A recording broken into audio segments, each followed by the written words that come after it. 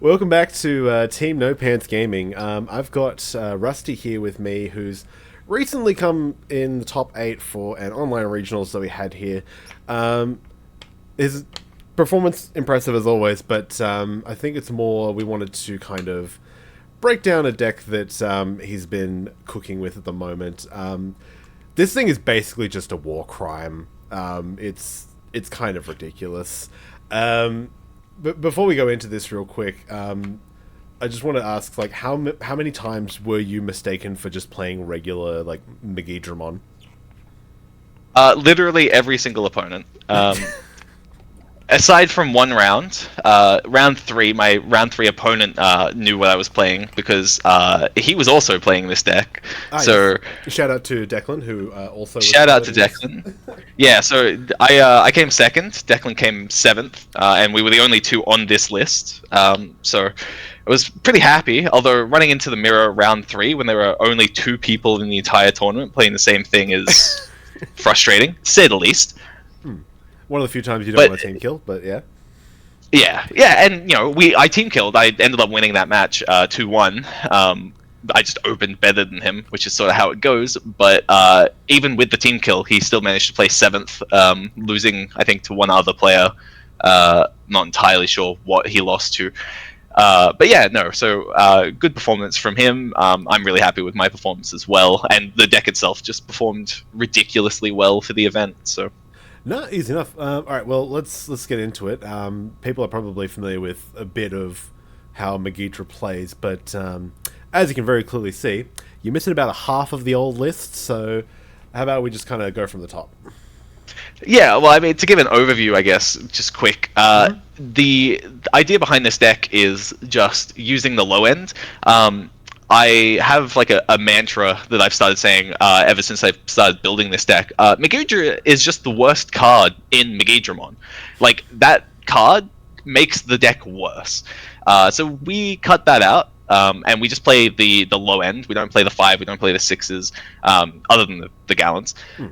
So the entire point of this deck is just to go into a Growl X, have it swing, die, float into another Gil, have that go into another Growl X, swing, die, repeat.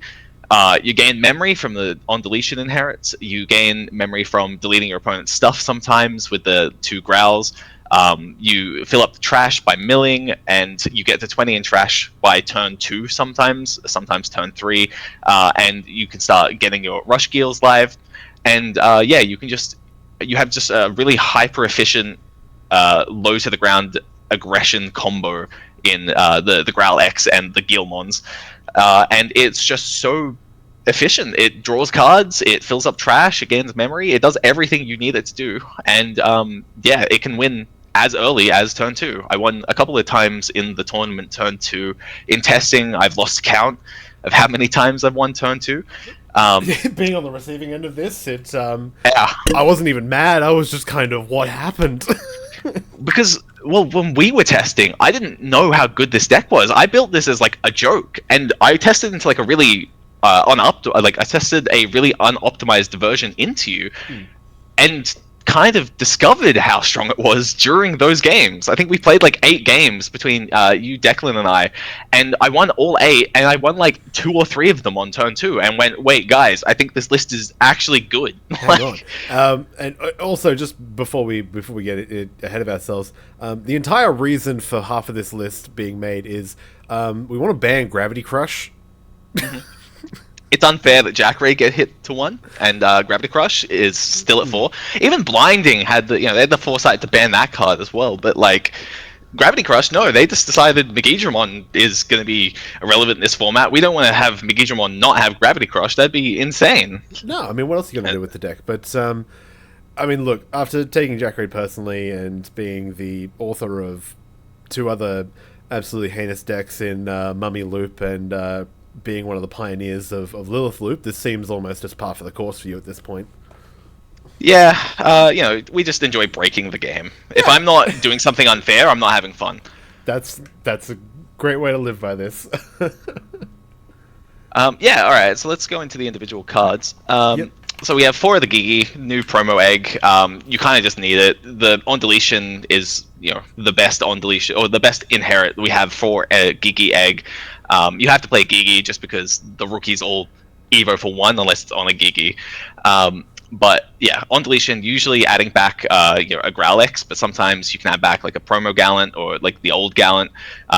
Whatever you need to add back. It's just nice to have that recursion. It just helps the deck run really smooth, especially early game. Adding back the Growl X, so you see 1 and you can then use it for 2 different stacks. Just makes things run a lot smoother. Yeah. Yeah. Yeah, no, I mean, it's good. When your stack basically is made to run itself into the ground, and you can always just pick up like another piece of it. You've already got a quarter of the way there, and you haven't even like done anything different. Yeah, exactly. It's just, like obviously they probably intended for this card to be used in Megidramon, add back like a Gallant or like a 5 or whatever you need. I don't know. Unfortunately, Megidramon is the worst card in the Megidramon list, so we're just going to abuse it here instead. Yeah. All right, so we've got the on play discard draw 2 Guilmon. The on deletion gain 1 memory is insane value. It's half the reason this deck works is stuff like that just gives you that sort of efficient tempo to extend a turn well beyond what is reasonable. Like if you're moving up this, you go into the Growlmon with the deletion, go into Growl X, you swing, it dies. Even if they choked you to 1 on turn 2, suddenly you have 3 memory to play with and another Guilmon stack. So you can just sort of snowball that advantage so quickly, and it just becomes impossible for them to respond in time. No other deck is as efficient as this deck. And being so low to the ground, it's hard to keep up with it, even if you're prepared for it. Yeah, like other decks can theoretically keep up with it. Like Sequoia could shine you turn 2, but they're not going to do it nearly as consistently. Like this deck goes off so like consistently as to like put every other deck in the format to shame.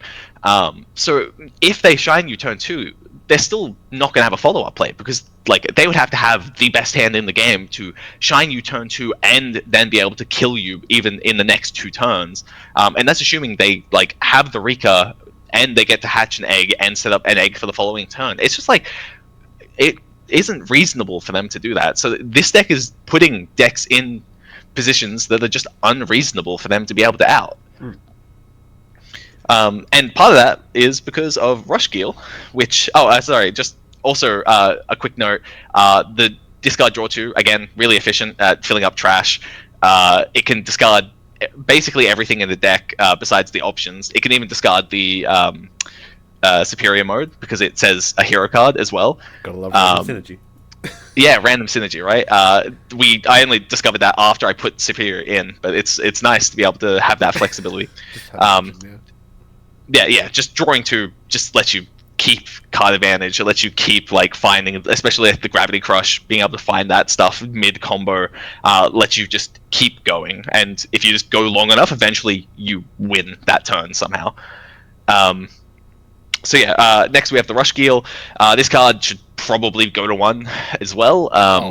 3 mana, 3 memory for a Rush rookie is ridiculous value. Yes, it has a condition. No, that condition isn't relevant, because even in like normal decks you get to 20 in both players trash by the time the game is like coming to a close. In this, yeah, you can hit 20 in trash turn 2. You can start rushing turn 2. It's insane. It should not cost 3. It should not have such an easy condition to meet. And yeah, the fact Growl X brings this out and it just lets you go Growl X into Growl X into Growl X is just unreasonable. It's just not having Rush inherently is the thing. It just giving it to the stack as well is just 100%. Even like, it would be more balanced if it just had the keyword. Like there's some situations where like they Voldy you and you can't gain Rush. Like boohoo. It like the fact it goes into Growl X and keeps Rush is ridiculous. Geel X, really good card. I wouldn't say we should be trying to slam this. You don't really want the on play. A lot of the time you want to be evoing into this just because you need to keep that card advantage coming. Drawing a card for the evo is much better than slamming and getting like the extra value. Sometimes you'll have to, but usually you want to try to evo this. Searches for the Growl X mainly, but you can also grab any of the Gallants. whatever you're missing effectively. And the inherit comes up as well. Usually it'll come up if you like go into a Growlmon and pop like one of their rookies. It's really good for like if you have your opponent chokes you the one with like a Gazi or something. You can pop the Gazi, then gain and keep turn, and then go off. So yeah, everything about this card is cracked. The fact it can evo for 0 and raising as well, super nice. A little bit of a tangent on it, but like despite having like maxed out on every kind of memory efficiency under the sun in terms of memory boosts, gravity crush, Jack Raid, the deck is built in to just be like, I'm going to get rid of a Gazi well before it's a problem for me. Yeah, everything in this deck sort of just lines up really well for it. There's no awkward parts of this deck really. Like everything works together. So yeah, like you said, you can kill the memory blocker before you have to pop any of the gravities or anything because you can keep turn with this. But then that extends to stuff like being able to swing, like you said, with the rush Gil, because it actually gains rush on the stack instead of just the card. And even some more incidental synergies we'll get onto later. But yeah, that the Gil X, even just being an X, just letting you evo in the middle of a stack, it just helps you like filter your deck so quickly that everything in this deck is trying to find Growl X. Growl X is the most important card in the deck, and I'll speak more on that later. But yeah, like we'll this have a whole 10 minutes helping to find that. Yeah, absolutely. All right. So next is the on deletion gain of memory Growlmon. This I thought was the best Growlmon of the two, but I'm not so sure anymore. It only mills for you, which can slow down enough that it becomes awkward to hit 20. But it deletes 4k or less, so it actually does delete like a sizable amount of level 4s in the format, which is surprisingly nice and surprisingly annoying at the same time. But yeah, it fills up trash. The on deletion gain of memory is the better inherit for sure in most situations, especially early game. Like you want to be going into that for your first stack, so you have the memory to make a second stack more efficiently, and then that stack should be trying to hit the 20 in trash. But yeah, obviously need to play it. It's like there are no other good Growlmons. I tried to find another one, but literally like any of them. Yeah, like they're all okay at best.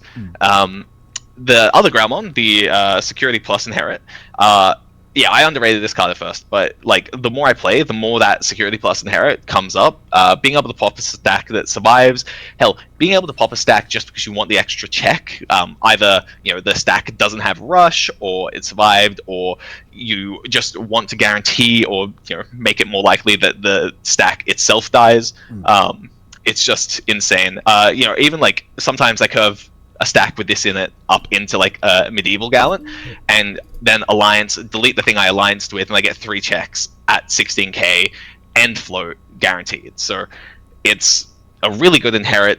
The milling 4 instead of just milling 2 of your own also comes up for trying to hit that 20 breakpoint quite a lot. So you need to put a lot of thought into whether you go into the on deletion memory and whether you go into the security inherit Growlmon just to hit that 20 breakpoint and trash in the middle of the combo turn.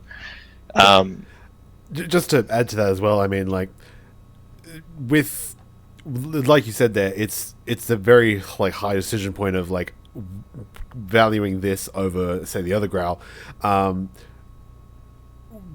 Doing these turn 2, turn 3 like sort of turnarounds, there is a whole lot more thought into this rather than just make the Growl X stack and swing. It doesn't kind of do it for you.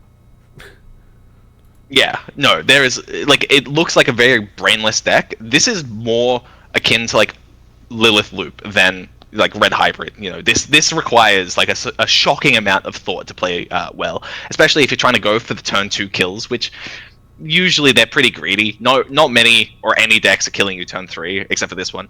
So you don't really ever have to push for it, but the fact it's even possible is ridiculous. So if you want to get those off, then you need to like really think. And like it can even be stuff as simple as like this Growlmon pops a 3k instead of the memory inherit popping a 4k. So it might be that they have a 4k body, which means you need to go into this one because you actually need the mill. Either you need to hit 20 and trash for rush Gil, or maybe a Jack Raid breakpoint. But whatever it is, like you need to like pay attention to so many micro optimizations in this deck to get the most value out of it. Yeah, no, definitely. As no, we'll keep pace on this. Going into Ground X, the arguable best card in the deck. Yeah, I mean, you're right. It is arguable because there's, between this Rush Geel and Gravity Crush, it's hard to say which is actually the most ridiculous. They should just ban all three. Yeah.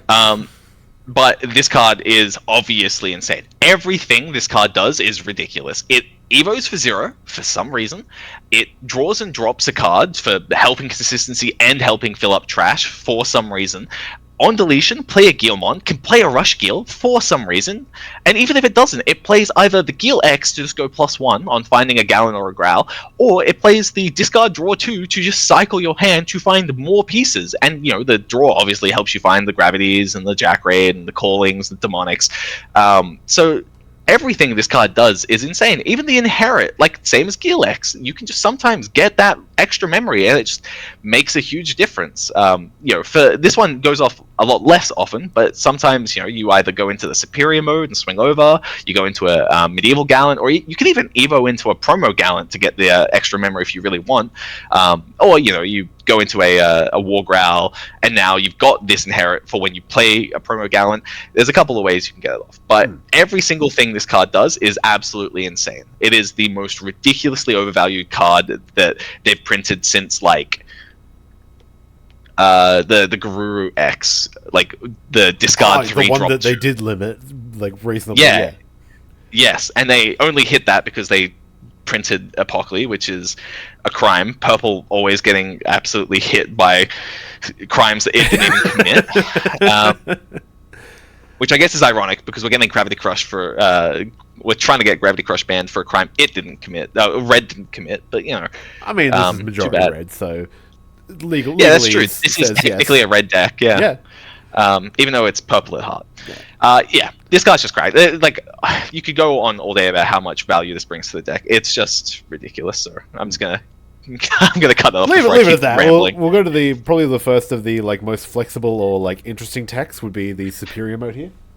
Yeah, this is the first card that sort of is actually different to a Megidra list. The Superior Tech was a last-minute addition, but once it went in, it immediately became apparent how good this card is. It has so much incidental synergy with the deck. If you evo this on top of a Growl X and you raid over something, you trigger the Growl X Inherit to gain memory. It swings without suspending, so if a Growl X survives, you can get an extra swing with it. When it evolves, it becomes 13k, almost always. Because you'll have either Geel, Growl, and Growl X in the sources, or Egg, Growl, Growl X, Egg, Geel, Growl X, or whatever. You'll have 3 sources, which means it's 13k, which means Promo Gallant can now pop it to play, or it can be played and then pop this, which then gives you the float and enables the Promo Gallant. It's dumb. It has a lot of synergy. And like I said, it can even be discarded for the Guilmon just because there wasn't quite enough incidental synergy. So exactly. This card is cracked. I wouldn't play it more than one because you only ever really need to see one, and you'll find it eventually. But when you see it, it feels good. Yeah, no, I can't agree more with that. I think as well, especially just as you were saying, it's 12 is probably the minimum it will ever be in terms of DP. On average, you can definitely get this thing up to 13, 14, even 15k. 14k probably the best. So 1, 2, 3, 4. Yeah. With an egg, you can get that to 15. But yeah, at that point, then it's why do you have the egg? It rarely ever comes up, but yes, can be peak of 15k. Hits most, if not everything, and because it's just raid piercing, it adds to just more checks throughout your run here. But yes, let's go on to the other 5. The War Growl, typically seen in Mill. Yeah. So this card serves 2 purposes. One, it turns a stack that survives into another check by just bringing out a Rush Geel. But also, it mills 6 cards, which is just really good at getting the trash filled up early game. It's the most efficient card for filling up the trash by far. So if you can, there'll be games where turn 2 you can go into this and it will get you to the 20 cards in trash. You can play a Guilmon. Sometimes you have to play the Guilmon from hand just because you'll be at exactly 20 in trash. Yeah. But it can enable those really aggressive plays early on really efficiently. As well as there are games where you'll curve into this and then you'll evo into either Promo Gallant or Medieval Gallant. you can get the on deletion, and then you can gain the memory from the X antibody sources, or the X antibody inherits, or you can then like just pop off. Like this was a little bit more relevant when we were on Gallon X, but either way, evoing into medieval is just a cracked play, and this enables that really well. So yeah, those are the two things that it does really well, is filling up trash, and it obviously spawns out a rush gill, and the rush gill that spawns out, there's like a really cheeky like line. You bring out the rush gill because so assumedly you've got like a Growl X that survives the swing. You go into this war Growl, it brings out the rush gill, and then the rush gill turns into the security inherit Growlmon, and then that becomes a Growl X. You swing the Growl X with the security plus inherit, and it will pop the war Growl to get sec plus, and then the war Growl now gets its float as well. So it's a little bit of an expensive play. It costs like 5 memory, so you have to be able to afford that. But you'll then gain memory back from popping the war Growl stack, and you'll get 2 extra swings on the Growl, like 2 extra swings total, the security plus from the Growl inherit, and then also the extra rush gill. So that line is super important to like know, and that is obviously enabled by this card. So that's one of the like the core combos, I guess, if there were anything like that in this deck. No, definitely. It's all just the small synergies between those two. So if you're able to kind of just see how they all interact, and I think as well, one of the bigger things is not being like, for most common for purple players, is not being afraid to pop your own things or just using them as stepping stones, as you mentioned earlier with like Promo Gallant, which I would be surprised if people haven't actually realized, but it can, the 13k Digimon on board doesn't have to be your opponent's, it can just be yours, and again can also be yours popped by the on-play effect of it. So that, again, if you're able to best utilize that, it just opens up so many more avenues for this deck. Yeah, and like I think in Megidramon itself, it's not uncommon to see someone pop their own Megidra with the Gallant, but in this we don't have the Megidra, so we have to get a little bit more creative with how we hit 13k on the board. Yeah, no, definitely. Alrighty, so on to the 6s. We've got, as mentioned before, the Medi Gallant. Yep. So the Medi Gallant is a one of. I would love to put this to 2, but there's just not enough room. You'd have to start giving up consistency, and it's just not worth it. Medi Gallant doesn't come up every game, but when it does, it's the star of the show. It does a lot for the deck. It can clear a board, so sometimes you'll just clear your opponent's board. You won't kill them, but you've chipped them for 2 to 4 damage, clear their board, and it's turn 3. They have no setup, they have no field, they have probably not got anything in raising, and what are they going to do at this point? Even if they play something to try to build a stack, Medieval just says no. So it's really good for controlling the board, and it's kind of one of the main control elements of this deck. It also has alliance, so you can like alliance and then pop the thing that you allianced with the sec inherit from the Growlmon, like we mentioned before. Yeah. It suspends blockers. That's another big one, especially into stuff like Adventure, where they can potentially block and then cause that to trigger the black options. You can just go, no, you're not getting that block off. Another one's Omeka from Royal Knights, stopping them from blocking because it's 5k. It dies to even the Growl X's. So suspending that means suddenly they don't get to put it into the into the Drazzle sources. Yeah, I forgot its name for a second. And if it doesn't go in sources, then it can't get brought out when you start putting them to 1 or less security and go into the Omni to try to wipe the board. And even if they already have one in there, you can go into this, and when they play it out, you just kill it before it evolves. So this card, it has like a lot of really niche uses, especially into that Adventure and like RK matchup. Yeah. And so yeah, it like at 2 you would see it more consistently, but honestly, if you just know when you'll need this card, you can sort of make sure you have it in hand. Sometimes you'll add it back off the egg, sometimes you just won't discard it for a Guilmon.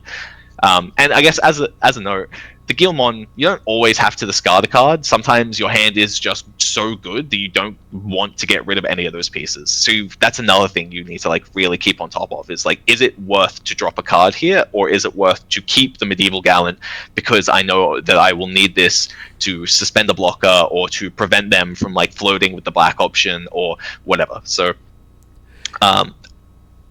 Yeah, definitely something to keep in mind as well. I think because despite despite all we've said about like your entire idea is to get to 20 as fast as possible, knowing when not to use Guilmon, because any of those options that are like effects that are optional, sometimes it can just be you don't need to do this.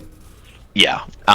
The only other thing before I forget that medieval does is well, actually there's two more notes. One, the when digivolving is not the once per turn effect, so you can evolve into this pop something, and then when you play either from Growlx or if you hard play something or whatever, you then trigger the when digivolving again, because it's the all turns when something gets played that is the once per turn. So you can use this twice. You can suspend two things, you can pop two things, and a lot of people don't expect that because they don't ever see it happen. This is played in decks where they can't evo into it, or they never think to evo into it, so they just get caught off by that. So it's a really cool option to have, to trigger that effect twice in a single turn. And the other thing is, this is the Hexblow out. This is the easiest way to out a Hexblow. Hexblow being 12k means that the Gallants don't actually kill it unless your opponent is forced or misplays and puts DP plus in their sources during your turn. So I played into Galaxy, I think round 6 at like our event, and they had a Hexblow that somehow had none of the plus 2k during your opponent's turn sources. So it was only by the fact that I had access to Medieval Gallant that I could clear that and swing. You can technically clear Hexblows with the Megidramon because it doesn't need to suspend to attack, but they'll have Ice Clad, so you need to have more sources than them, and that's pretty hard to achieve. That's honestly harder, yeah. Yeah. But a lot of the time, I think you can just pray that your opponent doesn't have the Hexblow with like exactly 12k. Usually, they are going to have 13 plus k, and then at that point, it's super easy to out with just one of the Gallants. Yeah, definitely. So Alrighty. speaking of Gallants, here's the 13, the Royal Knight one. Yeah, so the old Gallant, as I call it, the BC13 Gallant, is it's probably the only card that feels like a little awkward. You need to have an empty board to play this for a reduced cost. Now, sometimes that'll just happen. Sometimes you'll swing everything will die, and you'll go, sweet, I play this for 0. Sometimes you'll have to kill your own stacks with demonic, calling, whatever. This usually costs like 1 or less by the time you actually want to play it, so paying for it isn't the problem, but getting it to the point where you can play it is quite an issue, or it can be an issue. There are games where I will kill my Growlx stack and I will not float because I know that I can lethal with the Gallant, but if I float and the Rush Gil survives, I will no longer have lethal, and that's because I can play the Gallant, swing, and then promo Gallant to pop it. So it's effectively like playing this is like 2 swings in a lot of situations versus the Rush Gil is 1 swing, and I need it to die to then get the extra swing off. So that's something you need to keep in mind when playing this card. But it kills 6k or less, and then 13k or higher if it didn't kill anything the first time. So this can be used to kill mem blockers. This can be used to kill like big aces if they think they're being clever and they go, oh, I'm going to I don't know, I'll Melga ace you, and suddenly they have a 13k Melga. Then you can play this, kill it. Suddenly they've just given you 2 Jack raids for free, and that makes it much easier to win the game. With both this and the promo Gallant have that 13k breakpoint, so you need to know what cards and what setups in the format actually have that 13k breakpoint.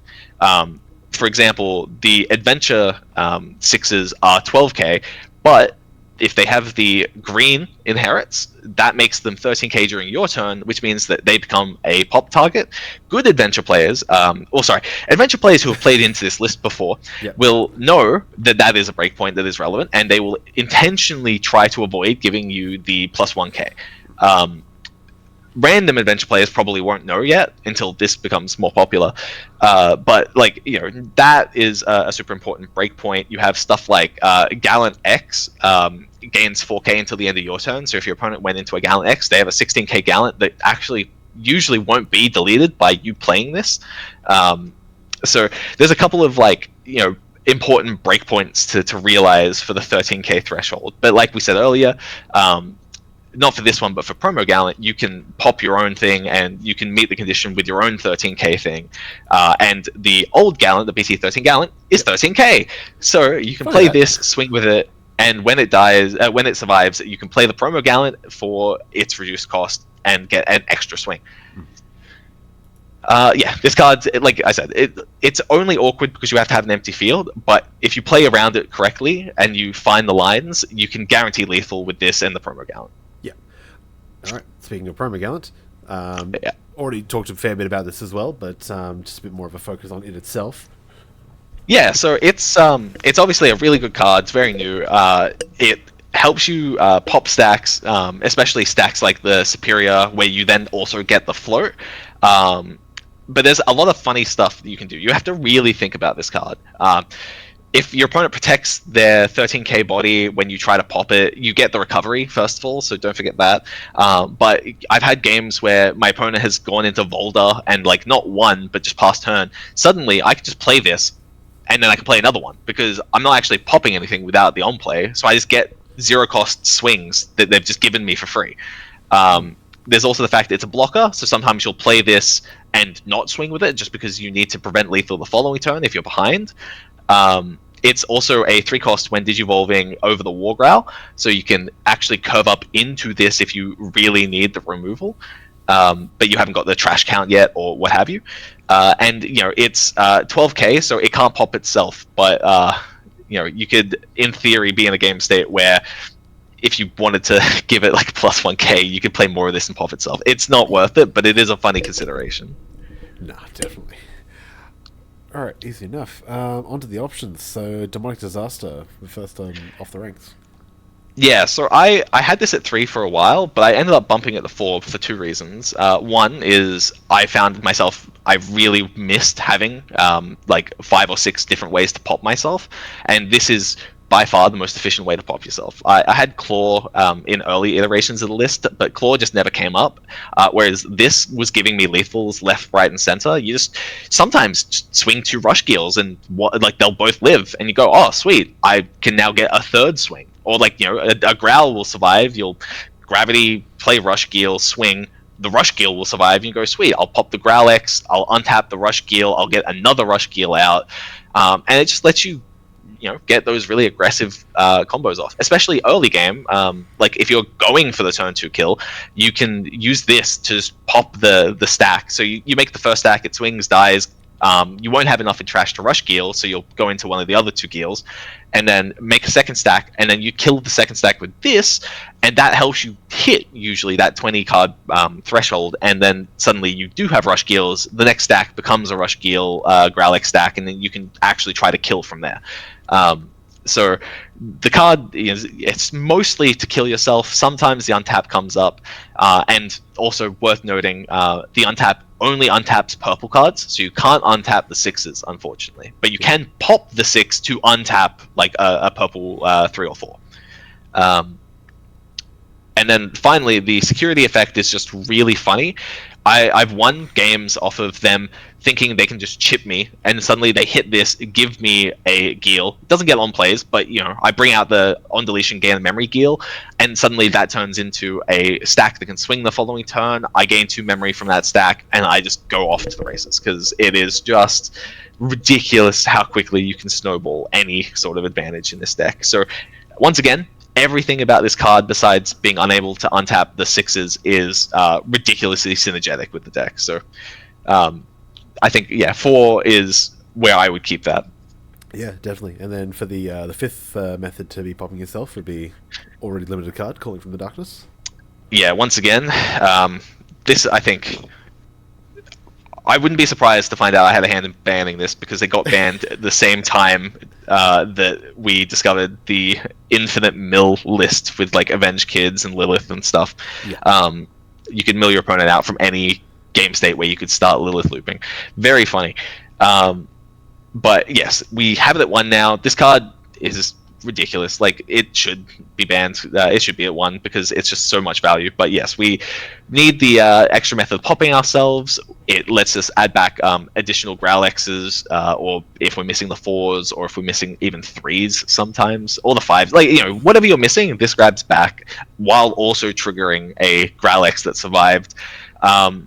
Only thing worth noting, and I think it's pretty known at this point, but if you add back the Growl X that you just popped, or if you add back the card that you just popped, you don't get any of the on deletions. So you have to make sure that you have additional Growl X's in trash if you're trying to grab them back. Otherwise, yeah, this card is just cracked. Usually you don't want to play this at the beginning of the turn 2 combo. You would rather use a demonic, because this makes you remove cards from trash, and it can make it really hard to get to that 20 threshold. So save this for later in the game where you do actually want that extra Growl X, or even I've played this with so much memory that I've just played this to grab back double Rush Geel, and I just slam double Rush Geel from my hand because they can't stop it. Yeah, you just get to the point where it's just, you have so much memory banked up, it's just, all right, well, I'll just make this as simple as possible. Yeah, especially when you get to that point where they ace you,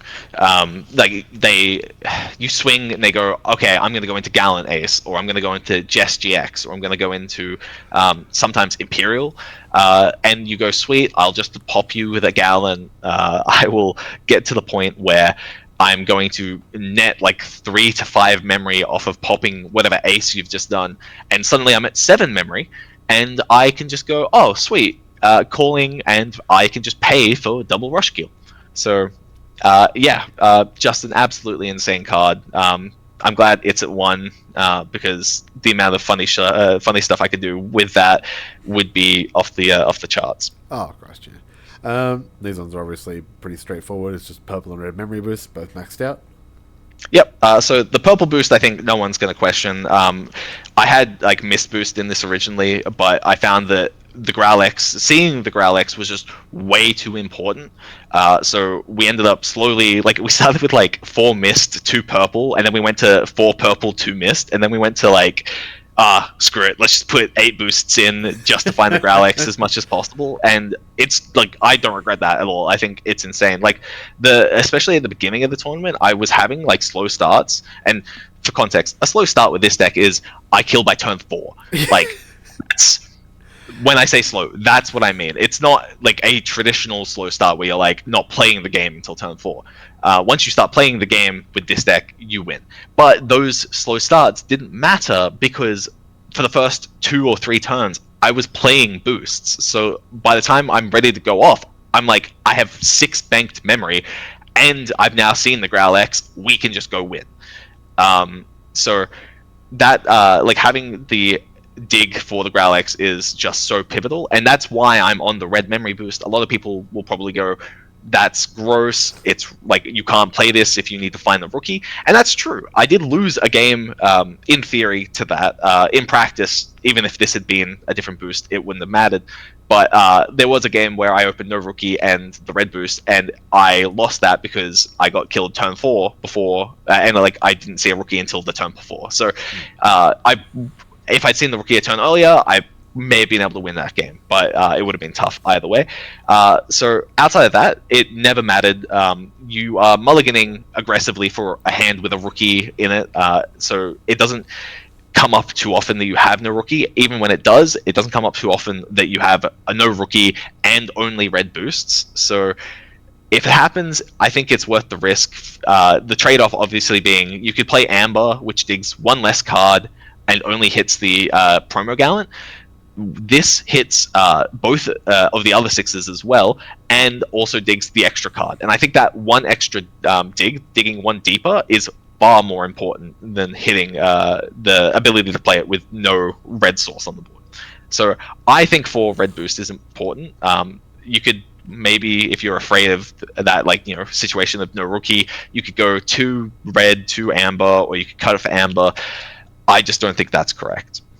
Yeah, no, that's fair. And as you said, red, despite the egg, red just searches anything in your deck, which honestly I think could be a lot more valuable than just being able to play it off just the egg, because it's rare situations that'll happen, but Yeah, I think you can't just play for every like niche situation in that aspect.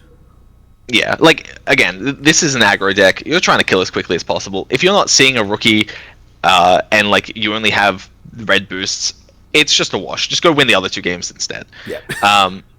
But like, I think also being able to search like medieval gallant or old gallant is super relevant. I think there was a game where I popped 2 mem boost to play a red mem boost and had to find the old gallant because that gave me lethal, and I got there because of it. So, it comes up where the red source is the far more important part of that card. So, I definitely think it's fine to play 4 red boosts. I think it's optimal to play 4 red boosts. Yeah, no, definitely.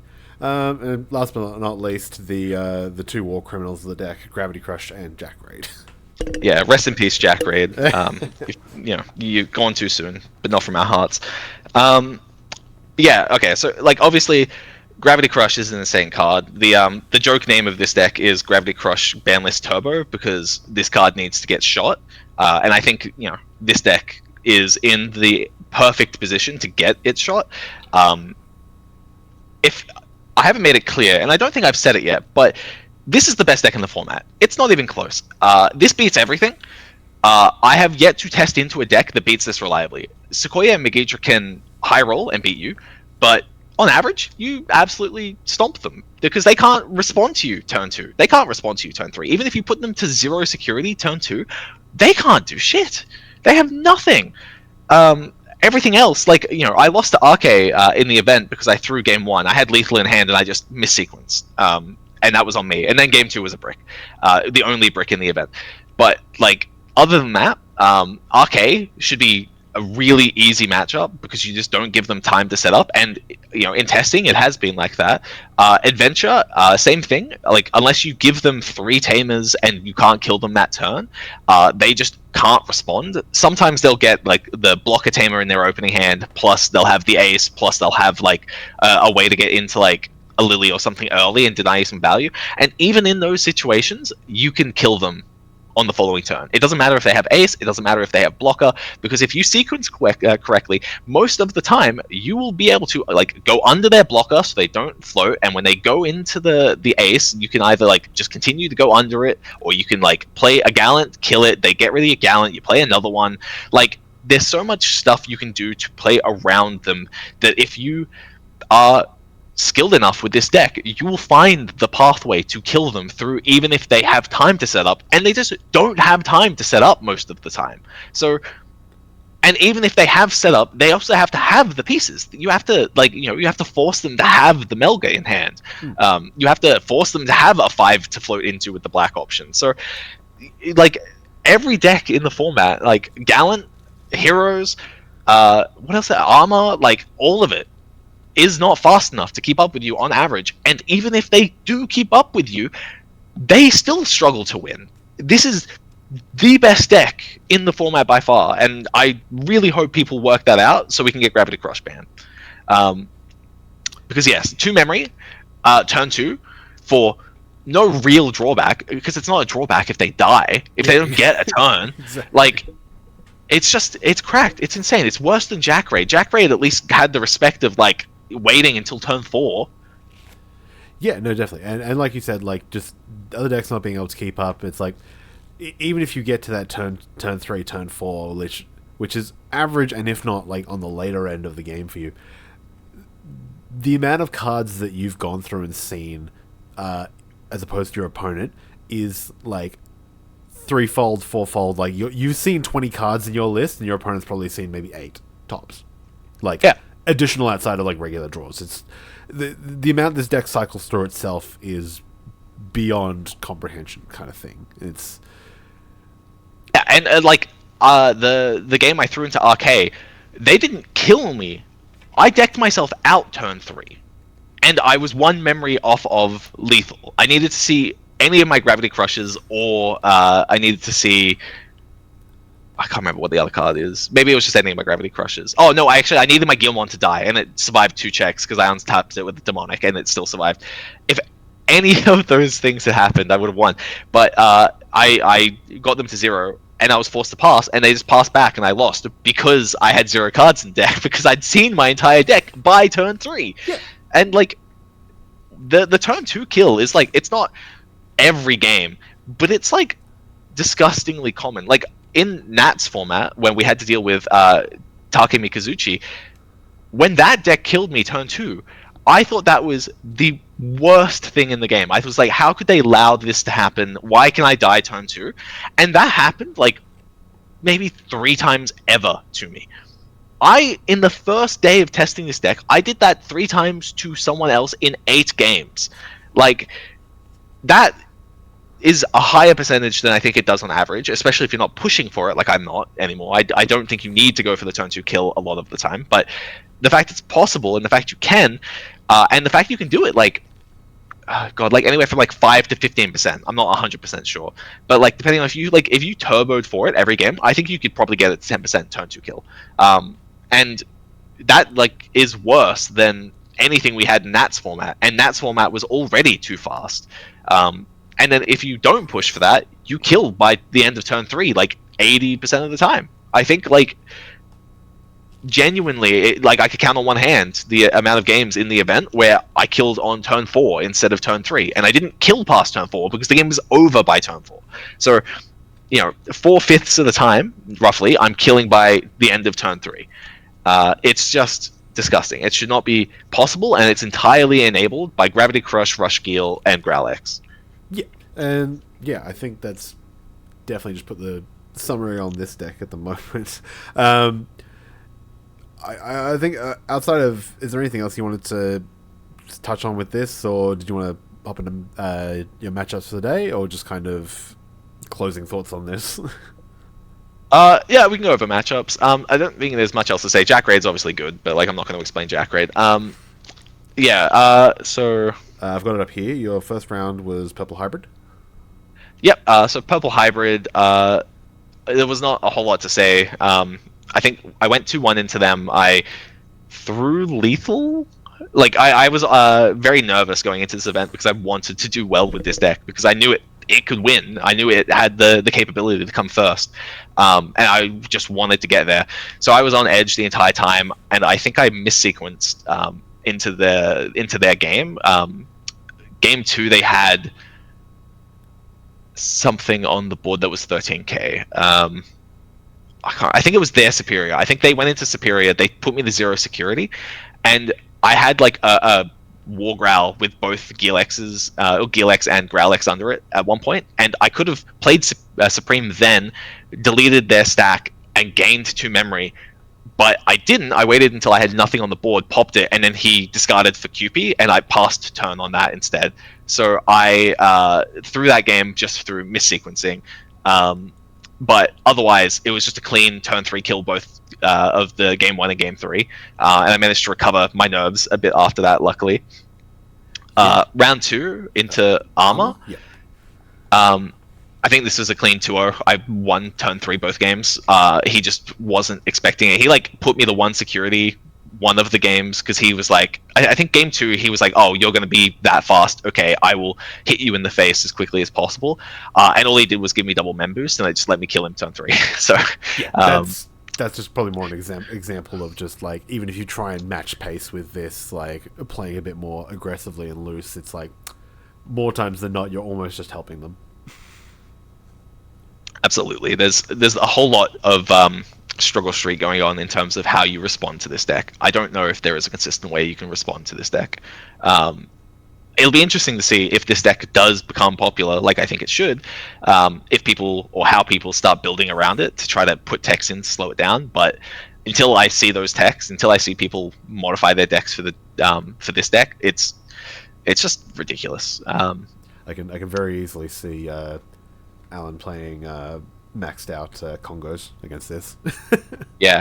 Oh, no, that's a good point. It wasn't Alan. It was Josfa played the redirect Magna in case he queued into me or Declan. Right. I think he was also keeping it for like hero, and it did help him in a hero matchup from memory. But like, was it hero or maybe it was cross? Hunter, whatever.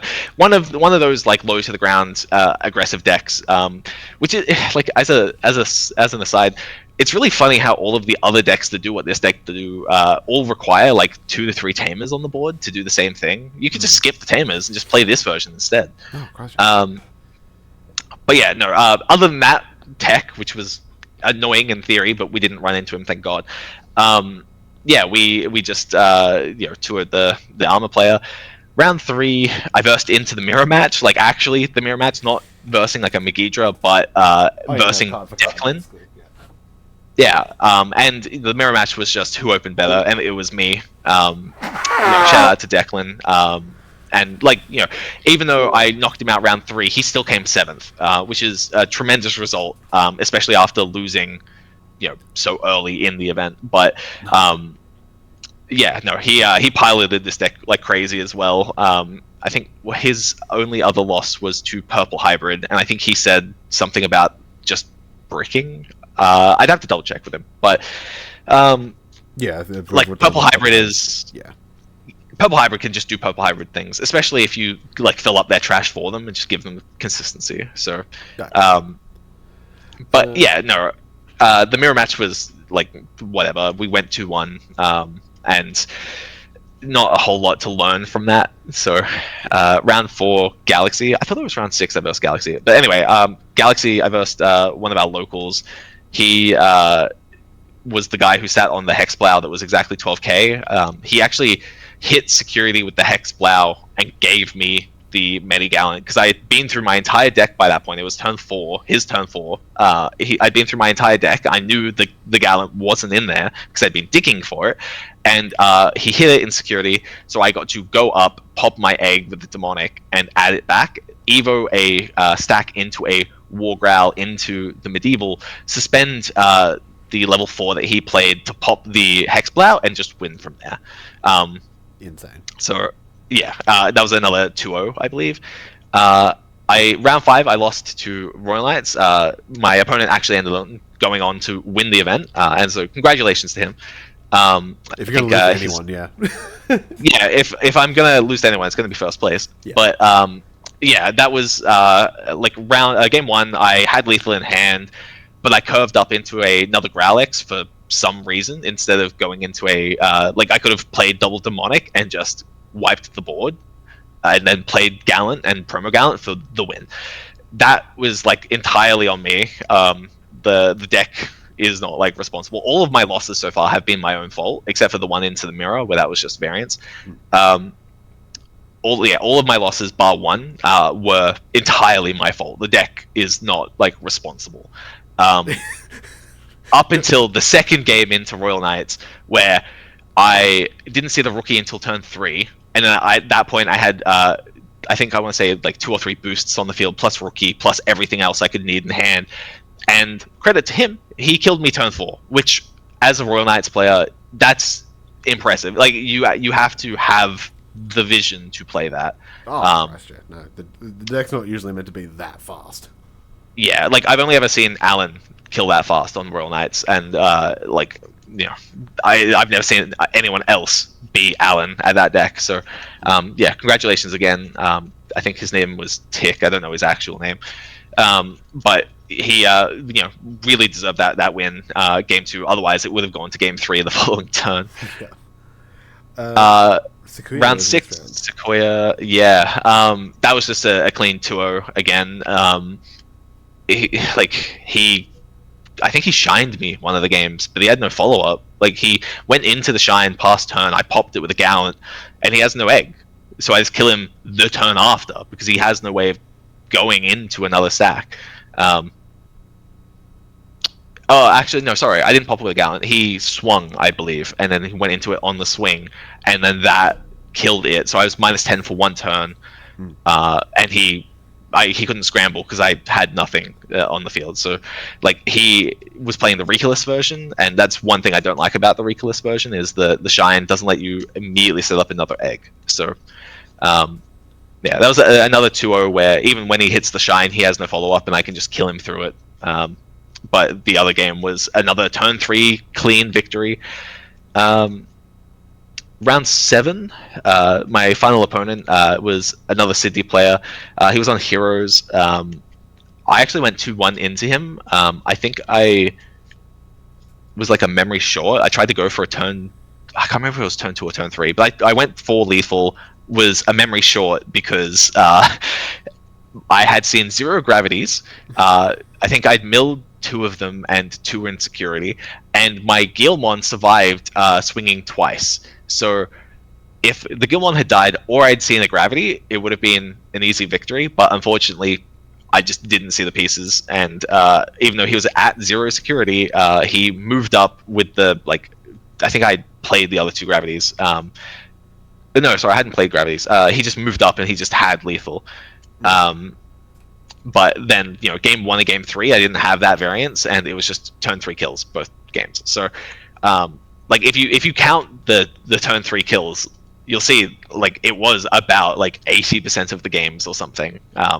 That it was possible. Sometimes it's like, you get shined, whatever. That doesn't really stop it from being a turn 3 kill. It stops it from being able to execute on a turn 3 kill. But regardless, yeah, I was super happy with how the deck performed. It bricked once the entire day, and every other loss was my fault. So, yeah, no, that's definitely something amazing that I think not a lot of decks can say, where it is like it purely comes down to personal choice, as opposed to, oh, it was just variance of my deck kind of thing.